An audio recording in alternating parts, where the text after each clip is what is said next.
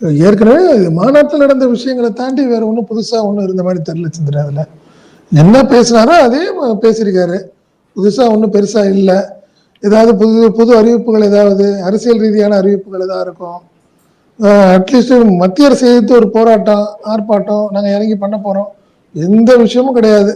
வழக்கமா அதே மாதிரி சினிமா பாணியில வசனங்கள் எடுத்துட்டு வந்து டமால் டமால் பேசிட்டு போயிருக்காரு, அவ்வளவுதான்.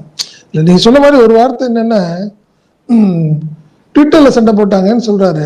எதுக்காக சண்டை போட்டாங்க? கெட் அவுட் மோடின்னு சொல்றக்கூடிய தைரியம் இந்தியால எந்த முதல்வருக்கு இருந்திருக்கு இது வரைக்கும்?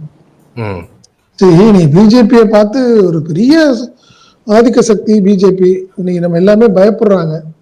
சொல்றதுக்கே பெரிய வீராசமா பேசிட்டு இருந்த மம்தா சத்தத்தையே காணமே. பாத்தீங்களா நீங்க? கெஜ்ரிவாலோட அரசியல் கிட்டத்தட்ட தற்காலிகமா முடிவுக்கு வந்திருக்கு.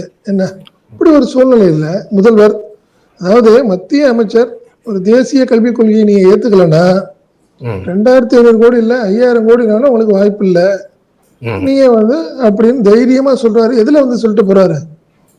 தமிழகம் சார்ந்த ஒரு விழா, காசியில நடக்கிற ஒரு விழாக்காக வந்தவரு டைரக்டா சொல்லிட்டு போறாரு.